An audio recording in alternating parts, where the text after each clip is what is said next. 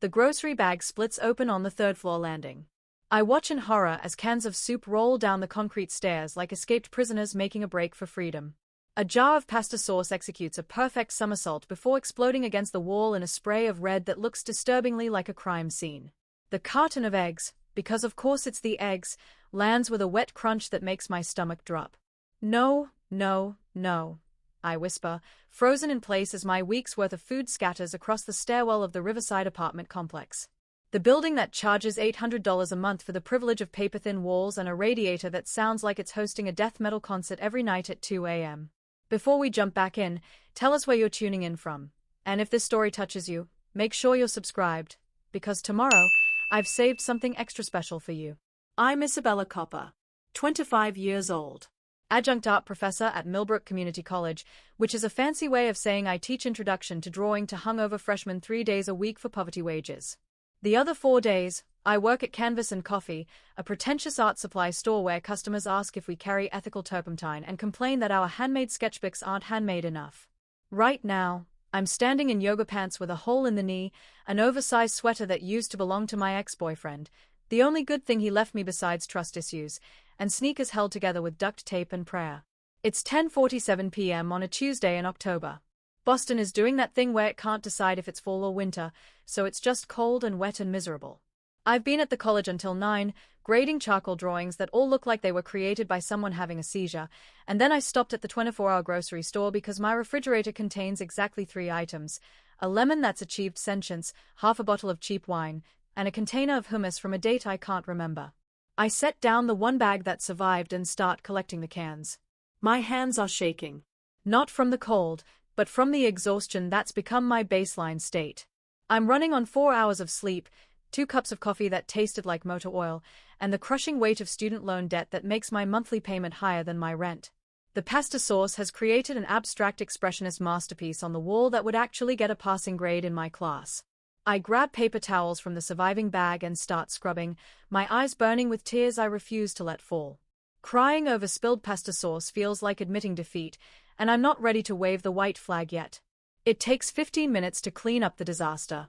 By the time I'm done, I'm carrying 1 grocery bag, an armful of dented cans, and the crushed egg carton that's leaving a trail of yolk down my sweater. I smell like marinara and failure. I finally reach apartment 3C, my apartment, and fumble for my keys.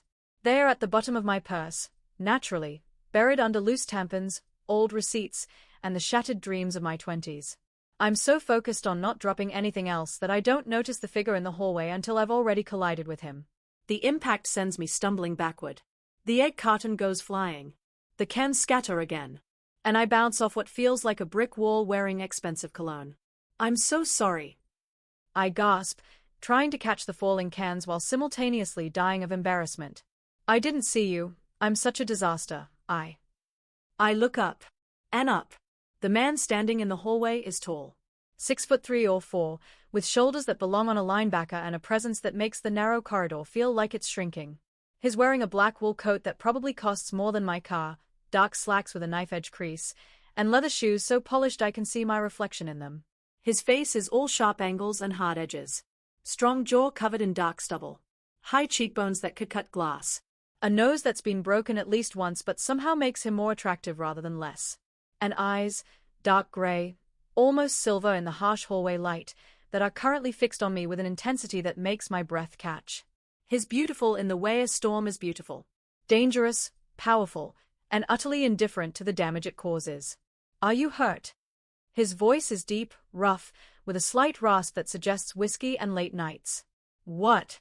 No, I'm fine. I'm so sorry, I wasn't watching where I was going.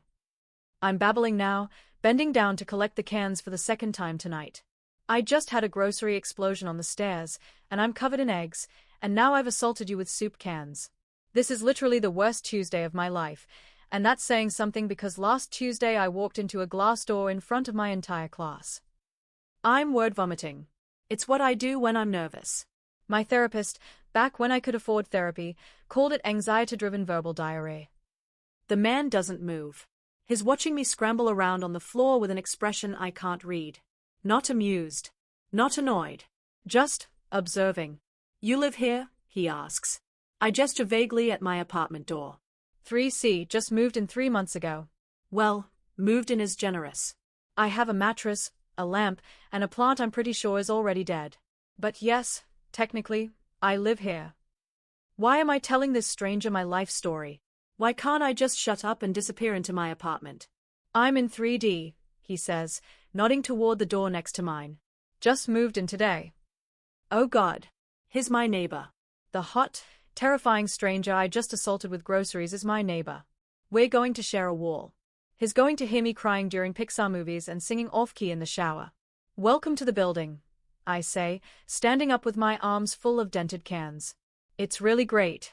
The hot water works sometimes, the elevator is broken more than it's functional, and the guy in 2B practices the trumpet at 6 a.m. You're going to love it here. The corner of his mouth twitches. It's not quite a smile, but it's something. I'll manage, he says. We stand there for an awkward moment. He makes no move to help me with the cans, but he also doesn't seem to be in a hurry to get away from the crazy woman covered in egg yolk. Well, I should. I trail off, gesturing toward my door with my elbow since my hands are full. Right. He steps aside, giving me a clear path. As I pass him, I catch the scent of his cologne again. It's expensive, sophisticated, with notes of cedar and something darker. It smells like money and danger and things I have no business thinking about. I manage to get my key in the lock without dropping anything else. Small miracles. Isabella. I blurt out my name before I can stop myself. Isabella Copper.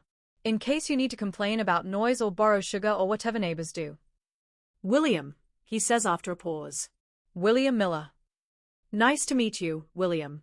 Sorry again about the assault. I push open my door and practically fall into my apartment, kicking it shut behind me before I can embarrass myself further. I lean against the door, listening to his footsteps as he walks to his apartment. His door opens, closes. The lock clicks with a solid, expensive sound that's nothing like my flimsy deadbolt. I slide down to the floor, still clutching my groceries, and let out a breath I didn't know I was holding. William Miller. My new neighbor. The most attractive man I've ever seen in real life. And I met him while covered in pasta sauce and egg yolk, rambling like a mental patient. Perfect.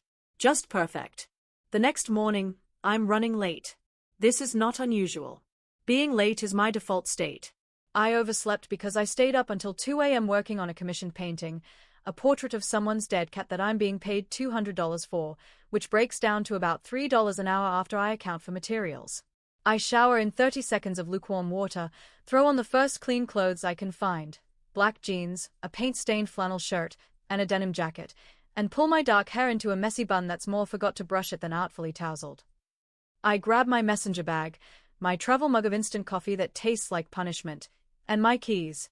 I'm out the door by 7:43, which means I have exactly 12 minutes to get to my car and drive 20 minutes to campus.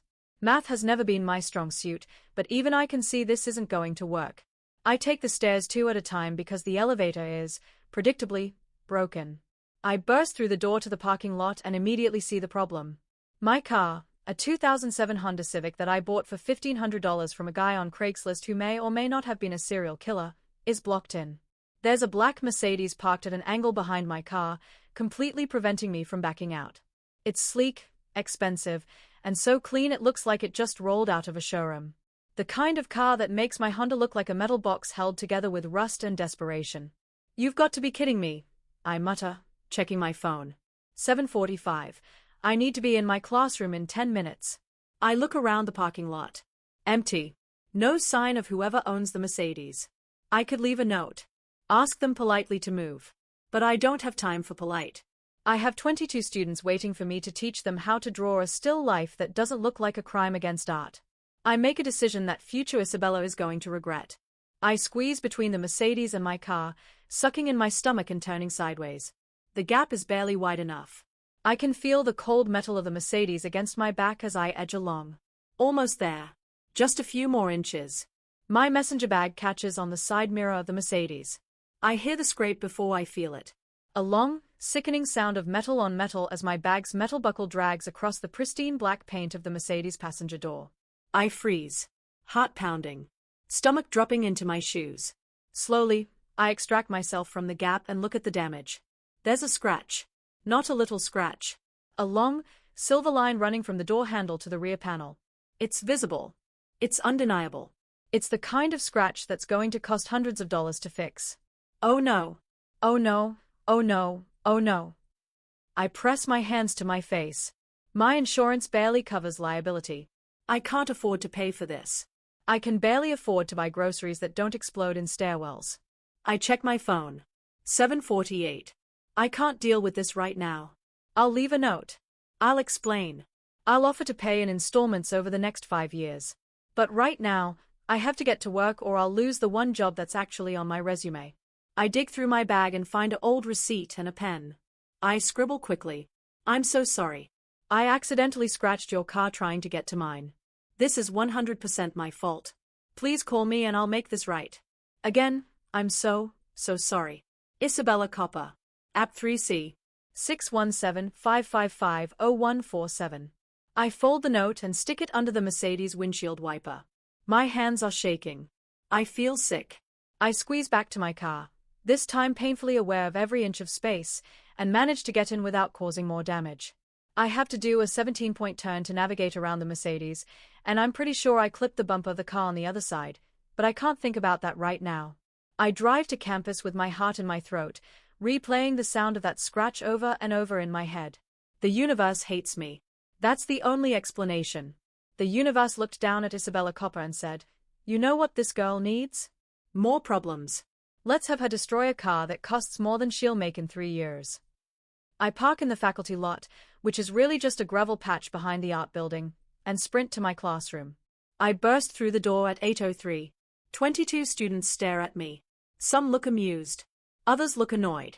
One is definitely still drunk from last night. "Good morning," I say, trying to sound like a professional educator and not a disaster human who just committed vehicular vandalism. "Let's talk about perspective drawing." The class is a blur. I go through the motions, explaining vanishing points and horizon lines, but my mind is elsewhere. I keep checking my phone. No calls. No texts. Maybe the Mercedes owner hasn't seen the note yet. Maybe they won't be that angry. Maybe. My phone buzzes during the break. Unknown number. My stomach flips. I step into the hallway to answer. "Hello. Isabella Copper." The voice is male, deep, and controlled. It takes me a second to place it, but when I do, my blood runs cold. "William. My neighbor. William Miller." "Yes." My voice comes out as a squeak. "You left a note on my car this morning." "Oh God. Oh God. Oh God. Oh God." The Mercedes is his. Of course it is. Of course my hot, intimidating neighbor drives a car that costs more than my entire life. "I'm so sorry," I say, the words tumbling out in a rush. "It was an accident." I was blocked in, and I tried to squeeze past, and my bag caught the mirror, and I didn't mean to, I swear. "I'll pay for it." "I don't have the money right now, but I can do payment plan, or I can work it off, or—" "Where are you?" he interrupts. "What? Where are you right now?" His voice is calm, but there's something underneath it. Something that makes the hair on the back of my neck stand up. "I'm at work. Millbrook Community College. I'm teaching a class. I have another hour, and then I have office hours, and then I have to go to my other job, but I can meet you after that, around 6 maybe? We can talk about the damage and figure out a payment plan." "I'll meet you at 6, he says. "Text me the address of your store." "Okay. Yes. I'll do that. And again, I'm so sorry." He hangs up. I stand in the hallway, staring at my phone, feeling like I'm about to throw up. This is bad. This is really, really bad. I don't know anything about William Miller except that he lives next door, drives a car that costs more than a semester's tuition, and looks like he could break me in half without breaking a sweat. And in approximately 9 hours, I'm going to have to face him and explain why I destroyed his car. I lean against the wall and close my eyes. Maybe if I'm lucky, the floor will open up and swallow me whole before 6 o'clock. Canvas and Coffee is busy when William Miller walks in at 6:07 p.m. I'm behind the counter, helping a middle-aged woman choose between 2 identical shades of white paint, alabaster eggshell versus eggshell alabaster, when I see him. He's wearing a different suit today. Charcoal gray, 3-piece, with a black shirt underneath and no tie. The coat is gone, revealing the full breadth of his shoulders and the way the suit fits like it was made for him. Which it probably was. He scans the store with those sharp gray eyes, and when they land on me, I feel it like a physical touch. The woman is still talking about paint undertones, but I've lost the ability to form words. William walks toward the counter with the confidence of someone who's never been told no in his life. I'll take the alabaster eggshell, the woman decides, oblivious to my internal panic. It has better feng shui. Great choice, I manage to say, ringing her up with hands that are definitely not shaking. That'll be $4 to $7.63. She pays, takes a bag, and leaves. The store suddenly feels very small. William stops on the other side of the counter. Up close, in the fluorescent lighting of the store, I can see details I missed last night. The faint scar cutting through his left eyebrow. The way his jaw clenches slightly, like he's grinding his teeth. The expensive watch on his wrist, Rolex, probably, or something equally ridiculous. Isabella, he says. It's not a question. Hi. Yes. That's me. You found the store. Obviously. You're here. I'm babbling again. Let me just tell my coworker I'm taking a break. I duck into the back room where Marcus, fellow art school dropout and the only person who makes this job tolerable, is sorting brushes. I need to take 15 minutes, I say. There's a guy out there I need to talk to. Marcus peers around the doorway, sees William, and his eyebrows shoot up. That guy? Damn, Izzy. When did you start dating models? I'm not dating him. I destroyed his car this morning. Even better. Go grovel. I'll cover. I take a deep breath and walk back out. William hasn't moved. He's examining a display of handmade paper like it personally offends him. There's a coffee shop next door, I say. Can we talk there? He nods once. We leave the store and walk 30 feet to the adjacent cafe. It's one of those aggressively hipster places with reclaimed wood furniture and a chalkboard menu featuring drinks like the Existential Crisis and Bourgeois Remorse. I order a regular coffee because I'm boring. William orders nothing, just stands beside me with his hands in his pockets, radiating an energy that makes everyone in the cafe either stare or look away quickly. We sit at a small table in the corner. I wrap my hands around my coffee cup for warmth and moral support. I'm sorry about your car, I start. I know I said that on the phone, but I need to say it again. It was completely my fault. I was running late, you were parked behind me, which, by the way, you should probably know that's not actually a parking spot, and I tried to squeeze past instead of waiting to find you, and my bag has this metal buckle. Anne. How much do you make? He interrupts. I blink. What? Your jobs. How much do you make? I don't see how that's relevant. Answer the question. It's not aggressive. It's not rude. It's just absolute. Like he's used to asking questions and having them answered without debate. I make about $32,000 a year, I say, my cheeks burning with humiliation. Before taxes. Why? The repair is going to cost around $3,000. My stomach drops. $3,000. That's almost 10% of my annual income. That's 2 months of rent. That's the difference between eating and not eating. I'll pay it, I say, even though I have no idea how. I can do payments. $50 a month. It'll take a while, but I'll pay every cent. No. I look up. No. You're not paying for it. William leans back in his chair, studying me with an intensity that makes me want to squirm. I'm having it fixed tomorrow. Consider it handled. I can't let you do that. It was my fault. I don't need your money, Isabella. The way he says my name makes something flutter in my chest. $3,000 is nothing to me. To you, it's apparently everything. So I'm handling it. I should feel relieved. I should be grateful. But instead, I feel angry. I don't need charity, I say, my voice sharper than I intend. I'm not some damsel in distress who needs to be rescued. I take responsibility for my mistakes. I'll find a way to pay you back. It's not charity.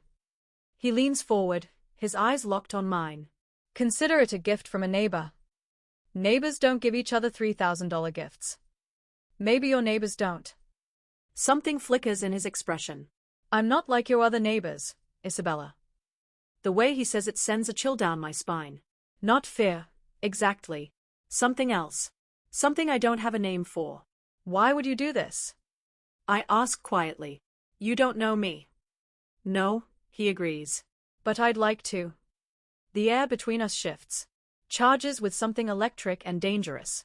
I should get back to work, I say, standing up. My coffee is untouched and getting cold. William stands with me. He's close enough that I have to tilt my head back to meet his eyes. Close enough that I can smell that cedar cologne again. The scratch is fixed, he says. You don't owe me anything. But if you want to repay me. He pulls a business card from his pocket and slides it across the table. Have dinner with me tomorrow night. I stare at the card. Heavy card stock. Embossed lettering. Just his name and a phone number. No company name. No title. Is this how you always ask women out? I ask. By trapping them in debt first. That almost smile appears again. Only the ones who assault me with soup cans. Before I can respond, he's walking toward the door. He pauses at the threshold and looks back. Tomorrow night, Isabella. 7 o'clock. I'll pick you up. Then he's gone, leaving me standing in a hipster coffee shop holding a business card and wondering what the hell just happened. I look down at the card. William Miller. Just a name and a number. Nothing else. No company. No title. Nothing to tell me who he is or what he does. But standing there, feeling the weight of his presence even after his left, I realize something that makes my pulse quicken with something that might be fear or might be excitement. William Miller is not a normal neighbor. And I just agreed to have dinner with him. I spend the entire next day convincing myself not to go. It's a terrible idea. William Miller is a stranger who drives a car that costs more than I'll make in 5 years.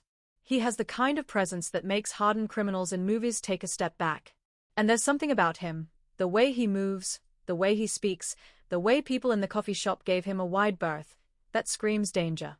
But at 6:45 p.m., I'm standing in front of my pathetic closet, staring at my 3 nice outfits. Option 1. A black dress I wore to my college roommate's wedding 4 years ago. It still fits, barely, and has a wine stain on the hem that I've tried and failed to remove. Option 2. Dark jeans and a silk blouse I bought on sale at Target. Professional but not trying too hard. Option 3. The floral sundress I wear to faculty meetings. Too casual.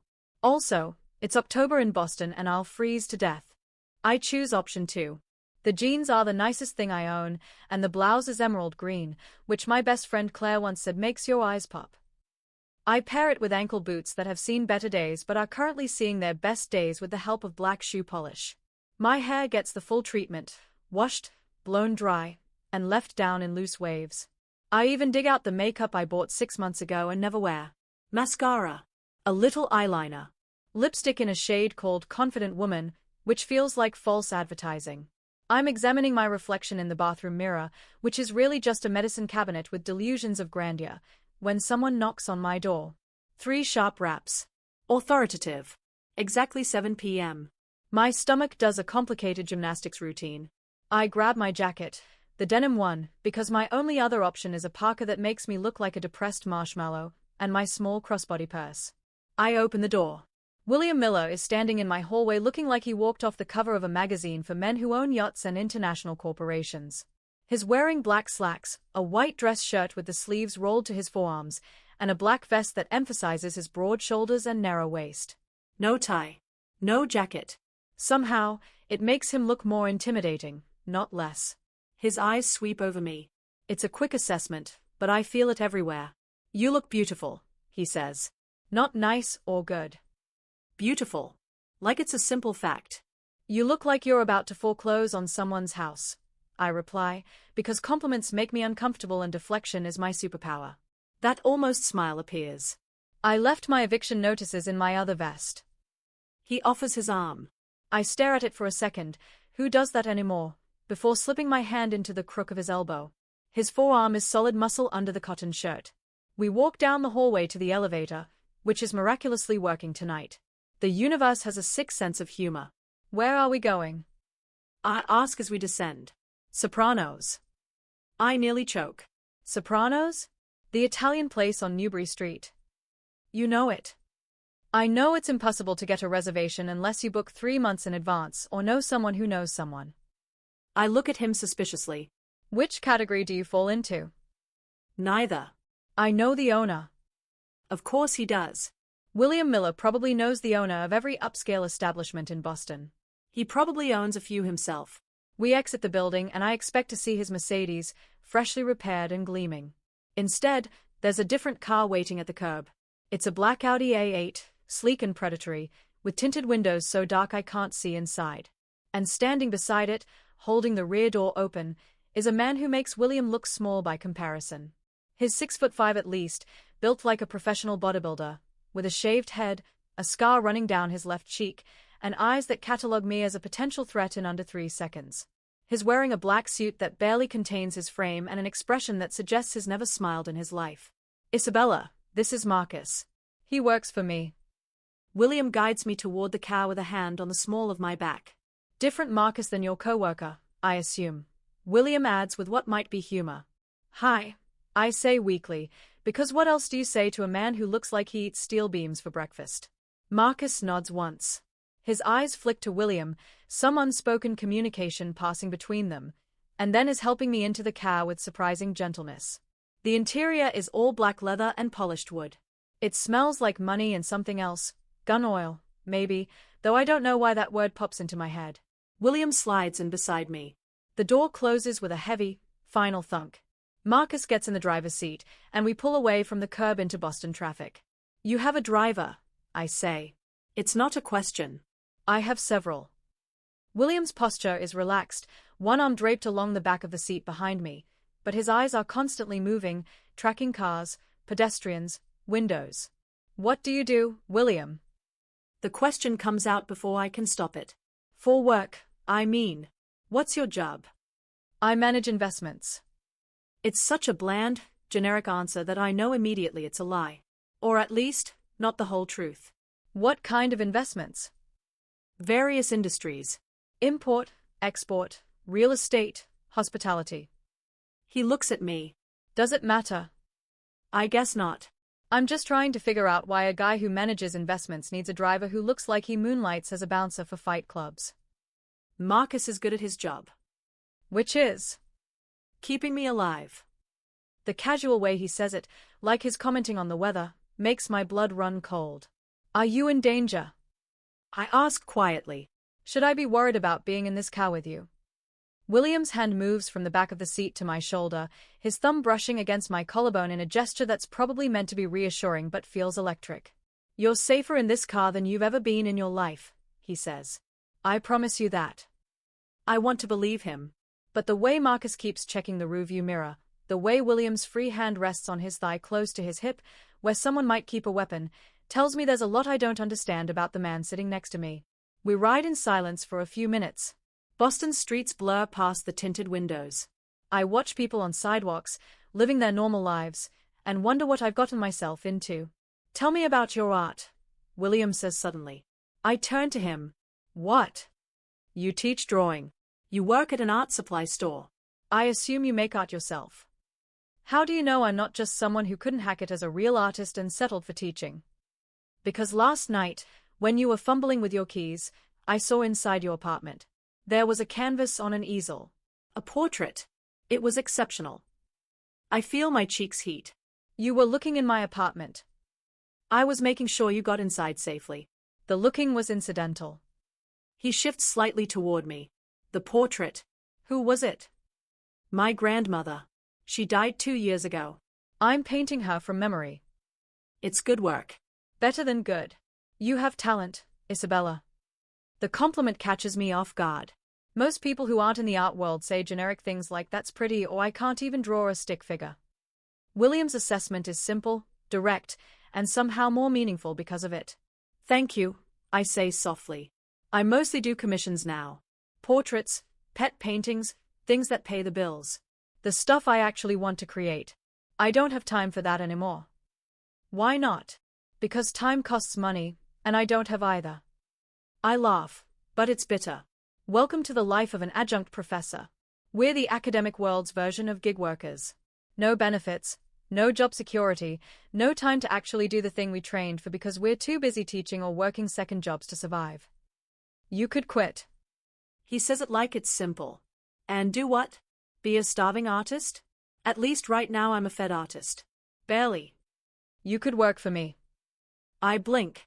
What? I have several properties that need artwork. Commissioned pieces. I'll pay you 10 times what you're making on your current commissions, and you'll have creative freedom. William, I can't. Think about it, he interrupts.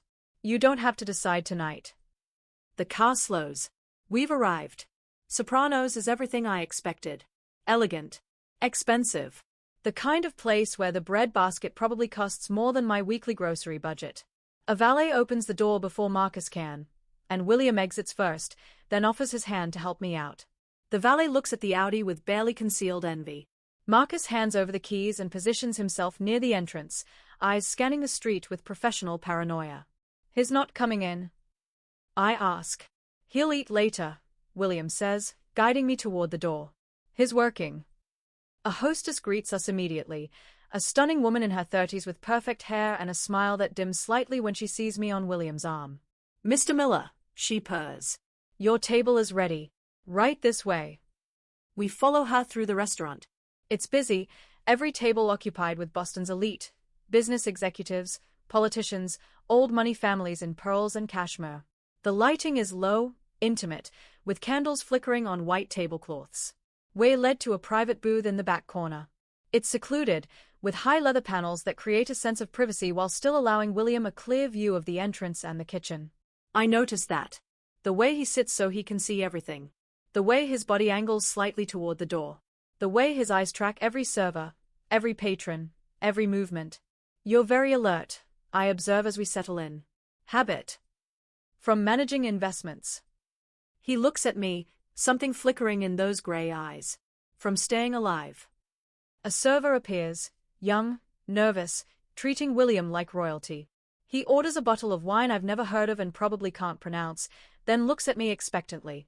I'll have the same, I say, because I have no idea what to order in a place like this. The server disappears. We're alone in our little booth, the noise of the restaurant fading to a pleasant hum. You're scared of me, William says. It's not a question. Should I be? Probably. He leans back, studying me with that unnerving intensity. I'm not a good man, Isabella. I want to be clear about that. I'm not some misunderstood hero waiting for the right woman to fix me. Then why am I here? Because I want you here. Simple. Direct.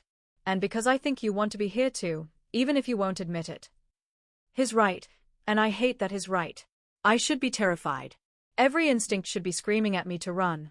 But instead, I'm leaning forward, drawn to him like gravity. I don't understand you, I admit. Yesterday I was nobody. Just another broke millennial trying to survive. Then I scratch your car, and suddenly you're paying for the repairs and asking me to dinner and offering me work. Why? You stood in a hallway covered in egg yolk and pasta sauce, apologizing for assaulting me with groceries, William says. You were exhausted, overwhelmed, clearly at the end of your rope. And you still took responsibility.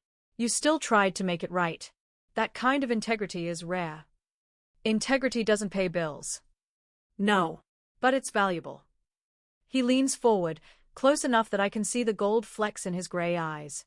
I value rare things, Isabella. And you are very rare. The wine arrives. The server pours with shaking hands. I notice William's presence affects everyone this way, and retreats quickly. I take a sip. It's incredible, smooth and complex, the kind of wine that makes my usual $7 bottles taste like vinegar. This probably costs more than my rent, I say. It costs more than your rent and your car payment combined. I don't have a car payment. I bought my car in cash from a guy who may have committed a murder in it. William actually laughs. It's a low, rusty sound, like he doesn't do it often. It transforms his face, making him look younger, less dangerous. You're funny, he says. I'm honest. There's a difference. I take another sip of wine for courage. Okay, full disclosure time. I Googled you last night.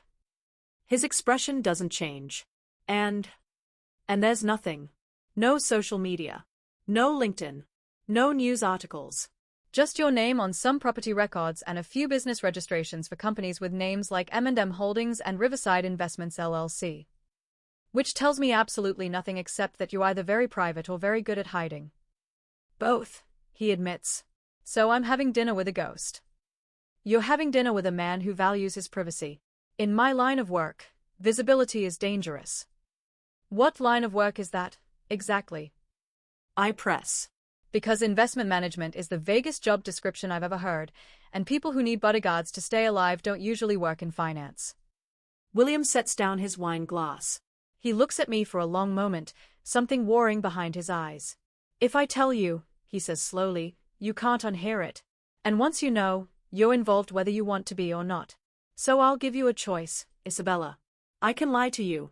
Tell you some sanitized version of the truth that lets you sleep at night and keeps you at a comfortable distance. Or I can tell you the truth, and you can decide if you still want to be sitting across from me. My heart is pounding. The truth. He nods, like he expected that answer. I run an organization. We operate in several states, primarily in the Northeast. We handle logistics, procurement, distribution. We settle disputes. We enforce contracts. We protect our interests and the interests of our associates. He's speaking in careful euphemisms, but I understand. I'm not stupid. You're in the Mafia, I say quietly. That's a term law enforcement uses. We prefer to think of ourselves as a family business. He watches me carefully, gauging my reaction. My grandfather started the Miller Organization in 1953. My father expanded it. I inherited it when I was 25.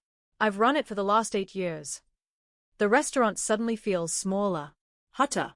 I reach for my wine glass and drain half of it. You're a crime boss, I say. Like an actual, real-life mob boss. Yes. And Marcus, your driver, is my head of security. Former Marine. He's killed 14 men that I know of. I should stand up. I should walk out. I should run screaming from this restaurant and never look back. Instead, I hear myself say, and you wanted to tell me this because I don't lie to people I'm interested in. William's voice is steady, calm. And I'm very interested in you, Isabella. But you need to know what that means. Being seen with me. Being associated with me. There are people who would hurt you to get to me. People who would use you as leverage. If we continue this, whatever this is, you're no longer invisible. You become a target. That's insane. I'm shaking my head. I scratched your car. That's literally the only reason we're here. You're telling me that because I left a note, I'm now on some hit list. Not yet, William says. Right now, you're just a woman I had dinner with. But if this continues, if you become someone who matters to me, then yes. You become a vulnerability. Then why pursue this at all? My voice is rising. A couple at a nearby table glances over. Why drag me into your world if it's so dangerous? Because I haven't felt this interested in someone in years, William says simply. Because you make me laugh. Because you stood in a hallway rambling about glass doors and dead plants, and I realized I wanted to hear you ramble for the rest of the night. Because I'm selfish, Isabella. And I want you. The honesty of it steals my breath. I can't do this, I whisper. I'm an art teacher. I can barely afford groceries. I'm not equipped for death threats and bodyguards and whatever else comes with your world. I know. William reaches across the table and takes my hand. His palm is warm, calloused, and his grip is gentle despite the obvious strength in his fingers. That's why I'm giving you a choice. We can finish this dinner. I'll take you home. And tomorrow, I'm just your quiet neighbor in 3D. We'll wave politely in the hallway and nothing more. You go back to your life, and I go back to mine. Or you take a risk. His thumb strokes across my knuckles. You let me show you that my world isn't all darkness. That there's beauty in it too, if you know where to look. And I'll protect you. With everything I have, I'll make sure nothing touches you. I should choose option 1. I should eat my expensive pasta, drink my expensive wine, and go home to my tiny apartment and my normal, safe, boring life. But I think about that life. The endless grading. The condescending store customers. The slow erosion of my dreams under the weight of bills and exhaustion. The loneliness that I've gotten so good at ignoring. And I think about how I felt in the car, sitting next to William. Seen. Valued. Like I mattered. I need to think about it, I say finally. William nods. He releases my hand, and I immediately miss the warmth. Fair enough. Let's have dinner. No pressure. No decisions tonight. The food arrives. I ordered something with pasta and truffle oil that probably costs more than my weekly salary. It's incredible, the best meal I've had in years. We talk about safer things. Art. Boston. My terrible apartment building. He tells me about growing up in the city, about his grandfather who came over from Sicily with nothing and built an empire. He doesn't mention the violence, the crime, the buddies.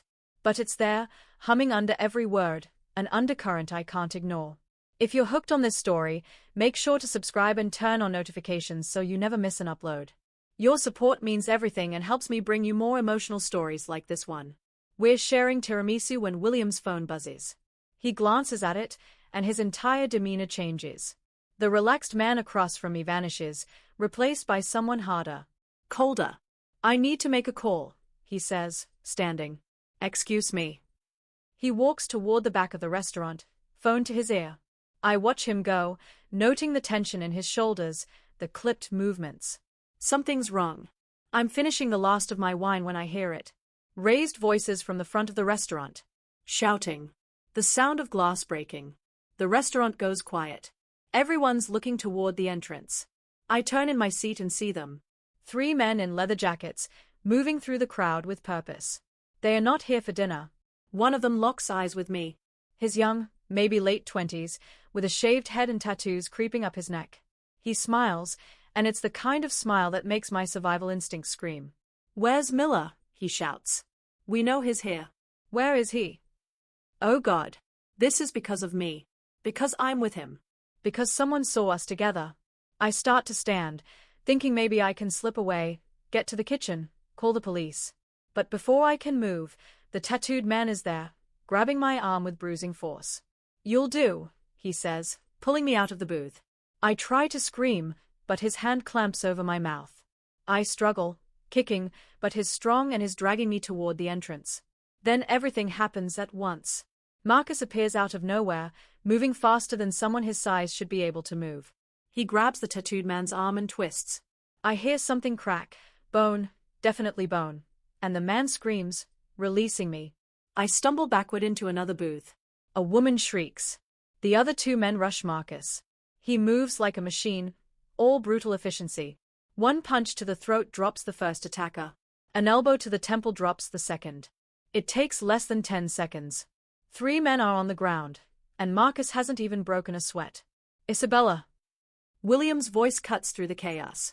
He's running toward me, his face a mask of cold fury. But there's a 4th man I didn't see.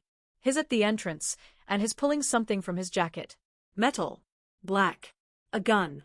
William. I scream. William spins. Marcus is already moving, putting himself between his boss and the shooter. The gun goes off. The sound is deafening in the enclosed space. Someone screams. Glass shatters. But William is still standing. Marcus is still standing. The gunman is on the ground, disarmed by a 5th man, another security guard I didn't notice, and bleeding from a head wound. William reaches me in 3 strides. His hands are on my face, my shoulders, checking for injuries. Are you hurt? His voice is urgent, afraid. It's the first time I've heard real fear in it.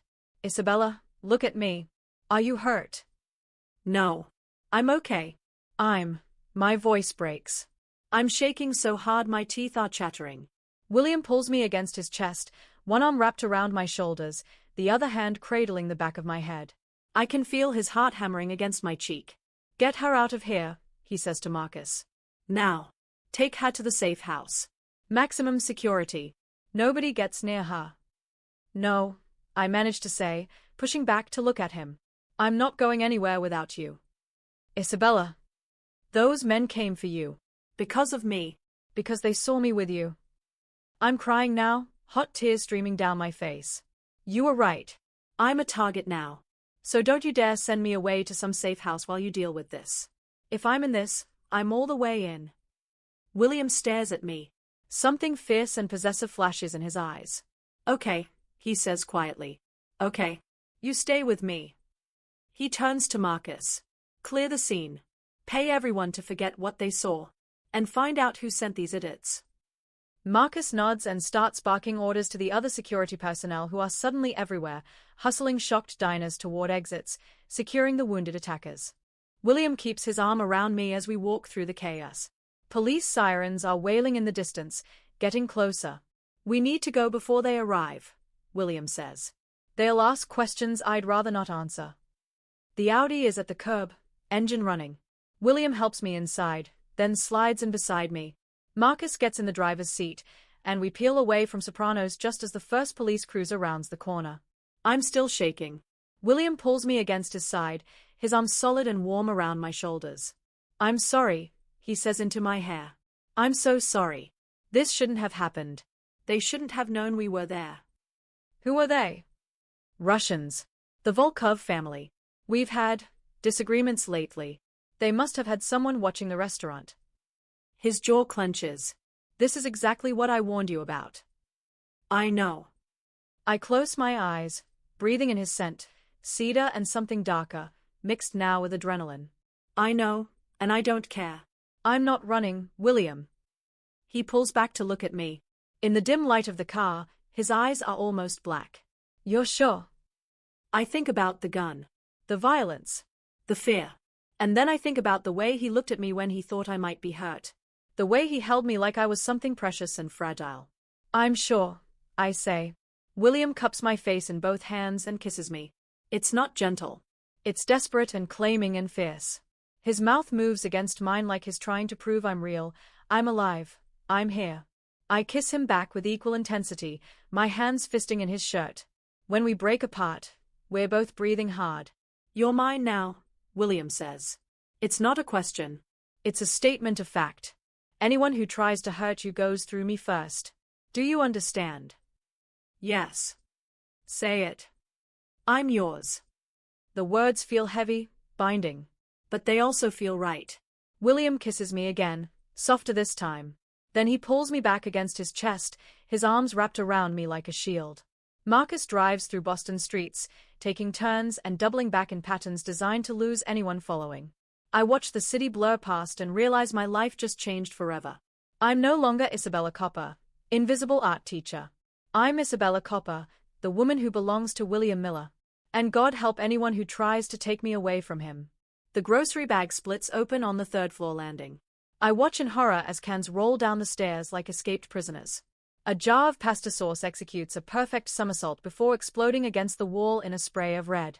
The eggs land with a wet crunch. No, no, no. I whisper, frozen as my week's worth of food scatters across the stairwell of the Riverside Apartment Complex, the building that charges $800 a month for paper-thin walls and a radiator that sounds like it's hosting a death metal concert. I'm Isabella Copper, 25. Adjunct art professor at Millbrook Community College, which is a fancy way of saying I teach hungover freshmen 3 days a week for poverty wages. The other 4 days, I work at Canvas and Coffee, an art supply store where customers ask for ethical turpentine. It's 10:47 p.m. on a Tuesday in October. I've been grading terrible charcoal drawings until 9, then stopped at the 24-hour grocery because my refrigerator contains a sentient lemon, cheap wine, and hummus from a date I can't remember. I'm running on 4 hours of sleep, 2 cups of coffee that tasted like motor oil, and crushing student loan debt. The pasta sauce has created an abstract masterpiece on the wall. I grab paper towels and start scrubbing, my eyes burning with tears I refuse to let fall. It takes 15 minutes to clean the disaster. I finally reach apartment 3C carrying 1 bag, dented cans, and the crushed egg carton leaving a trail of yolk down my sweater. I smell like marinara and failure. I'm fumbling for my keys when I collide with someone in the hallway. The impact sends me stumbling. The eggs go flying. Cans scatter again. I bounce off what feels like a brick wall wearing expensive cologne. I'm so sorry. I gasp. I didn't see you. I'm such a disaster. I look up. And up. The man is tall, 6'3" or 4, with shoulders that belong on a linebacker.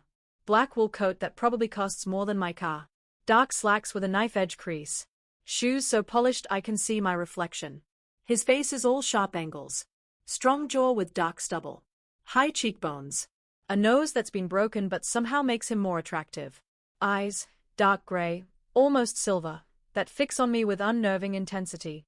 He's beautiful the way a storm is beautiful. Dangerous and powerful. Are you hurt? His voice is deep, rough. What? No, I'm fine. I'm babbling, bending to collect cans for the second time tonight. I just had a grocery explosion on the stairs, and I'm covered in eggs, and now I've assaulted you with soup. This is literally the worst Tuesday of my life. The man watches me scramble around with an unreadable expression. You live here? He asks. I gesture at my door. 3C just moved in 3 months ago. Well, moved in is generous. I have a mattress, a lamp, and a plant I'm pretty sure is dead. But yes, technically. Why am I telling this stranger my life story? I'm in 3D, he says. Just moved in today. Oh God. He's my neighbor. The hot, terrifying stranger is my neighbor. Welcome to the building. I manage. The hot water works sometimes, the elevator is broken more than it's functional, and the guy in 2B practices trumpet at 6 a.m. The corner of his mouth twitches. Not quite a smile. I'll manage. We stand there awkwardly. He doesn't help with the cans, but doesn't leave either. I should. I trail off, gesturing toward my door. Right. He steps aside. As I pass, I catch his cologne again. Expensive, sophisticated, cedar and something darker. Isabella, I blurt out. Isabella Copper. In case you need to complain about noise or whatever neighbors do. William, he says after a pause. William Miller. Nice to meet you. Sorry again about the assault. I practically fall into my apartment, kicking the door shut. I lean against it, listening to his footsteps. His door opens. Closes. The lock clicks with a solid, expensive sound. William Miller. The most attractive man I've ever seen. And I met him covered in pasta sauce and egg yolk, rambling like a lunatic. Perfect. The next morning, I'm running late. I overslept because I stayed up until 2 a.m. working on a commissioned portrait of someone's dead cat for $200. I throw on black jeans and a paint-stained flannel, pull my hair into a messy bun, and rush out at 7:43. I have 12 minutes to drive 20 minutes to campus. I burst through the parking lot door and immediately see the problem. My Honda Civic, bought for $1,500 from a possible serial killer, is blocked in by a black Mercedes parked at an angle. Sleek, expensive, impossibly clean. You've got to be kidding me. I check my phone. 7:45. I need to be in my classroom in 10 minutes. I squeeze between the cars, sucking in my stomach. Almost there. Just a few more inches. My messenger bag catches on the Mercedes side mirror. I hear the scrape before I feel it. A long, sickening sound of metal on metal as my bag's buckle drags across the pristine paint. I freeze. Heart pounding. There's a scratch. Not a little scratch. A long, silver line from door handle to rear panel. Oh no. Oh no. Oh no. I can't afford this. I can barely afford groceries that don't explode. 7:48. I can't deal with this now. I'll leave a note. I scribble on a receipt. I'm so sorry. I accidentally scratched your car trying to get to mine. This is 100% my fault. Please call me and I'll make this right. Again, I'm so sorry. Isabella Copper. Apt 3C. 617-555-0147. I stick it under the windshield wiper and escape to my car, my hands shaking. The universe hates me. My phone buzzes during class break. Unknown number. Hello. Isabella Copper. Deep voice. Controlled. William. My neighbor. Oh God. The Mercedes is his. Yes. You left a note on my car this morning. I'm so sorry, words tumbling out. It was an accident. I was blocked in, and I tried to squeeze past, and my bag caught the mirror, and I'll pay for it. I don't have the money right now, but I can do a payment plan. Where are you? What? Where are you right now? I'm at work. Millbrook Community College. I'm teaching, then I have office hours, then my other job, but I can meet you after, around 6. I'll meet you at 6. Text me the address of your store. Okay. Yes. And again, I'm so sorry. He hangs up.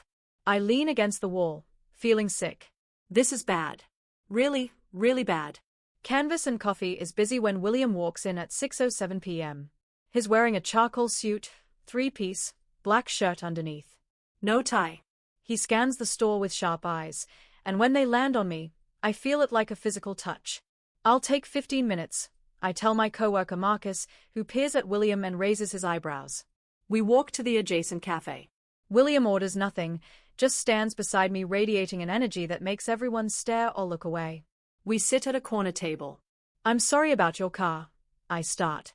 It was completely my fault. How much do you make? I blink. What? Your jobs. How much do you make? I don't see how that's relevant. Answer the question. Not aggressive. Just absolute. About 32,000 a year. Before taxes. Why? The repair is going to cost around $3,000. My stomach drops. That's 2 months of rent. The difference between eating and not eating. I'll pay it. $50 a month. It'll take a while, but I'll pay every cent. No. No. You're not paying for it. William leans back, studying me. I'm having it fixed tomorrow. Consider it handled. I can't let you do that. It was my fault. I don't need your money, Isabella. The way he says my name makes something flutter in my chest. $3,000 is nothing to me. To you, it's everything. So I'm handling it. I don't need charity. I'm not some damsel in distress. It's not charity. He leans forward. Consider it a gift from a neighbor. Neighbors don't give each other $3,000 gifts. Maybe your neighbors don't. I'm not like your other neighbors, Isabella. The way he says it sends a chill down my spine. Why would you do this? You don't know me. No. But I'd like to. He pulls out a business card. Heavy cardstock. Just his name and a number. The scratch is fixed. You don't owe me anything. But if you want to repay me, have dinner with me tomorrow night. Is this how you always ask women out? By trapping them in debt first. That almost smile appears. Only the ones who assault me with soup cans. He walks to the door, pauses. Tomorrow night, Isabella. 7 o'clock. I'll pick you up. Then is gone. I stare at the card. William Miller. Just a name and number. Nothing else. And I just agreed to have dinner with him. At 6:45 the next evening, I'm standing in front of my closet, staring at my 3 nice outfits. I choose dark jeans and a silk blouse from Target. Professional but not trying too hard. I blow dry my hair, apply mascara and lipstick in a shade called Confident Woman. At exactly 7 p.m., 3 sharp raps on my door. William stands in my hallway looking like a magazine cover. Black slacks, white dress shirt with sleeves rolled to his forearms, black vest. No tie, no jacket. You look beautiful, he says. Not nice. Beautiful. You look like you're about to foreclose on someone's house. That almost smile. I left my eviction notices in my other vest. He offers his arm. I slip my hand into the crook of his elbow, feeling solid muscle. Outside, there's not the Mercedes but a black Audi A8 with tinted windows. A man standing beside it makes William look small. He's 6'5", built like a bodybuilder, bald with a scar down his cheek. Black suit barely containing his frame. Isabella, this is Marcus. He works for me. Hi, I say weakly. Marcus nods once and helps me into the car with surprising gentleness. The interior is black leather and polished wood. Smells like money and gun oil. You have a driver, I say. I have several. William's posture is relaxed, but his eyes constantly track cars, pedestrians, windows. What do you do, William? For work. I manage investments. It's such a bland answer, I know it's a lie. What kind of investments? Various industries. Import, export, real estate. He looks at me. Does it matter? I'm trying to figure out why someone who manages investments needs a driver who looks like he moonlights as a bouncer. Marcus is good at his job. Which is? Keeping me alive. The casual way he says it makes my blood run cold. Are you in danger? William's hand moves to my shoulder, thumb brushing my collarbone. You're safer in this car than you've ever been. I promise. We ride in silence.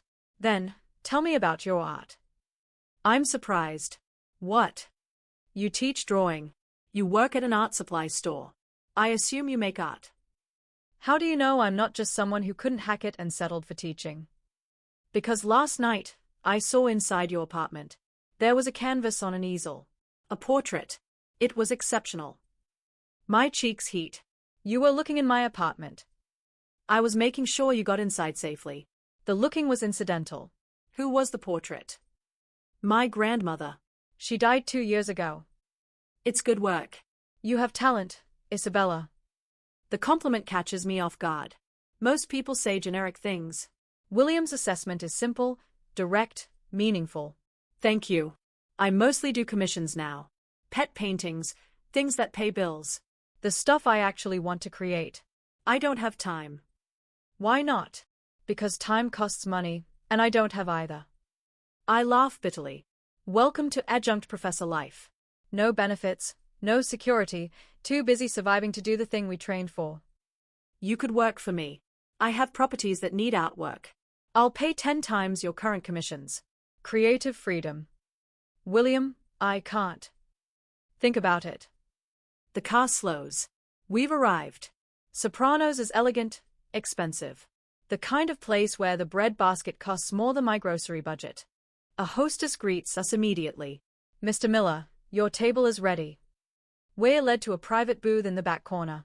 High leather panels creating privacy while William has a clear view of the entrance. I notice that. How he sits to see everything. How his eyes track every server, every patron. You're very alert. Habit. From managing investments. From staying alive. A server appears, nervous. William orders wine I've never heard of. When we're alone, you're scared of me. Should I be? Probably. I'm not a good man, Isabella. I want to be clear. I'm not some misunderstood hero. Then why am I here? Because I want you here. And because I think you want to be here too. He's right, and I hate it. I don't understand you. Yesterday I was nobody. Then I scratched your car, and suddenly you're paying repairs and offering me work. Why? You stood in a hallway covered in egg yolk, apologizing for assaulting me with groceries. You were exhausted, overwhelmed, at the end of your rope. And you still took responsibility. That kind of integrity is rare. Integrity doesn't pay bills. No. But it's valuable. He leans forward. I value rare things, Isabella. And you are very rare. The wine arrives. It's incredible. This probably costs more than my rent. It costs more than your rent and car payment combined. I don't have a car payment. I bought my car from a guy who may have committed murder in it. William actually laughs. A low, rusty sound. It transforms his face. You're funny. I'm honest. I take a sip for courage. Full disclosure. I Googled you last night. And? Nothing. No social media. No LinkedIn. Just your name on property records and business registrations with vague names. Which tells me you're either very private or very good at hiding. Both. So I'm having dinner with a ghost. You're having dinner with a man who values privacy. In my line of work, visibility is dangerous. What line of work is that? People who need bodyguards don't usually work in finance. William sets down his glass. Something wars behind his eyes. If I tell you, you can't unhear it. Once you know, you're involved. So I'll give you a choice. I can lie, tell you some sanitized version that lets you sleep at night. Or I can tell you the truth, and you can decide if you still want to be here. My heart pounds. The truth. I run an organization. We operate in several states, primarily the Northeast. We handle logistics, procurement, distribution. We settle disputes. Enforce contracts. Protect our interests. He's speaking in euphemisms, but I understand. You're in the Mafia. That's law enforcement terminology. We prefer family business. He watches my reaction. My grandfather started the Miller Organization in 1953. My father expanded it.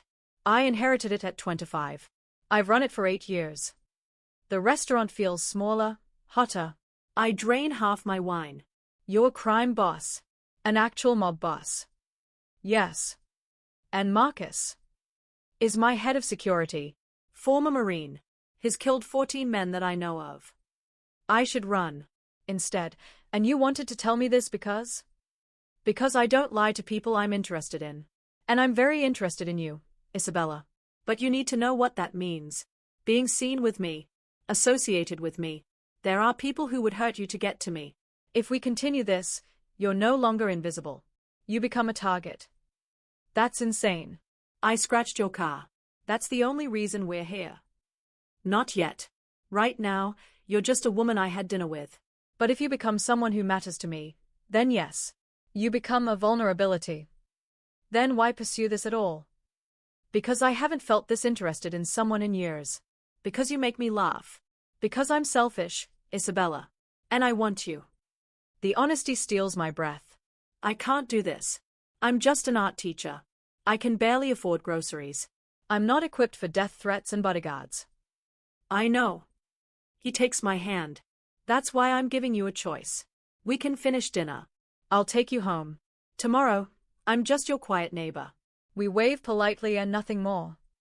Or you take a risk. You let me show you that my world isn't all darkness. That there's beauty if you know where to look. And I'll protect you. With everything I have. I should choose option 1. Safe, boring life. But I think about that life. Endless grading. Condescending customers. Dreams eroding under bills and exhaustion. The loneliness. And how I felt sitting next to William. Seen. Valued. Like I mattered. I need to think about it. He nods, releasing my hand. Fair enough. Let's have dinner. No pressure. The food arrives.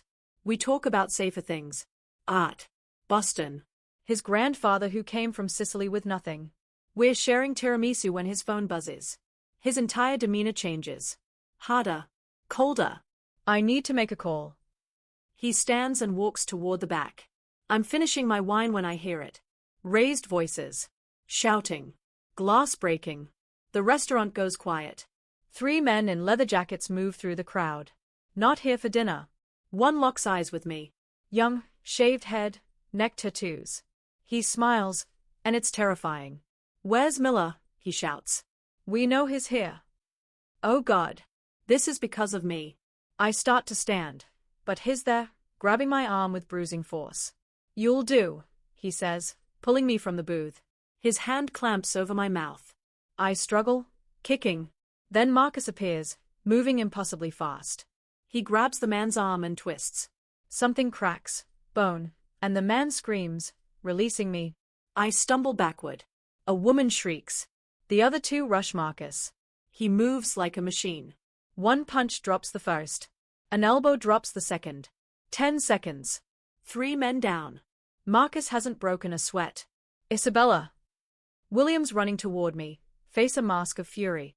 But there's a 4th man at the entrance. Pulling something from his jacket. Metal. Black. A gun. William. I scream. William spins. Marcus moves between his boss and the shooter. The gun goes off. Deafening. Glass shatters. But William's standing. Marcus is standing. The gunman is on the ground, disarmed by another guard, bleeding. William reaches me in 3 strides. Hands on my face, my shoulders. Are you hurt? Real fear in his voice. Isabella, look at me. Are you hurt? No. I'm okay. My voice breaks. I'm shaking violently. He pulls me against his chest, one arm around my shoulders, hand cradling my head. I feel his hammering heart. Get her out of here, he tells Marcus. Take her to the safe house. Maximum security. No. I push back. I'm not going anywhere without you. Those men came for you because of me. I'm a target now. So don't send me away while you deal with this. If I'm in this, I'm all the way in. William stares at me. Something fierce and possessive flashes in his eyes. Okay. You stay with me. To Marcus, clear the scene. Pay everyone to forget. Find out who sent them. We walk through chaos. Police sirens wail. Getting closer. We need to go before they arrive. The Audi is at the curb. William helps me inside, slides in beside me. Marcus drives away as the first cruiser rounds the corner. I'm still shaking. William pulls me against his side. I'm sorry. This shouldn't have happened. Who are they? Russians. The Volkov family. We've had disagreements. They must have been watching the restaurant. His jaw clenches. This is exactly what I warned you about.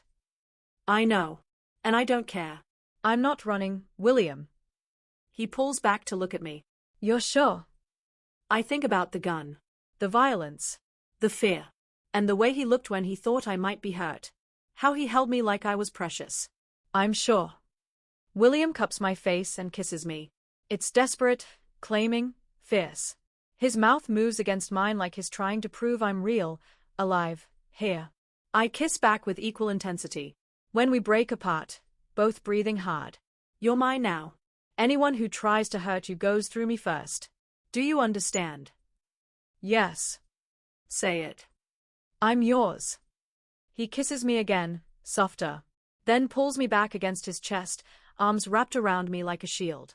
My life just changed forever. I'm no longer Isabella Copper, invisible art teacher. I'm Isabella Copper, the woman who belongs to William Miller. And God help anyone who tries to take me away from him. I'm in my studio, the converted bedroom in William's penthouse with perfect north light, working on a canvas. A portrait of William, painted from memory. Not the cold mob boss the world sees.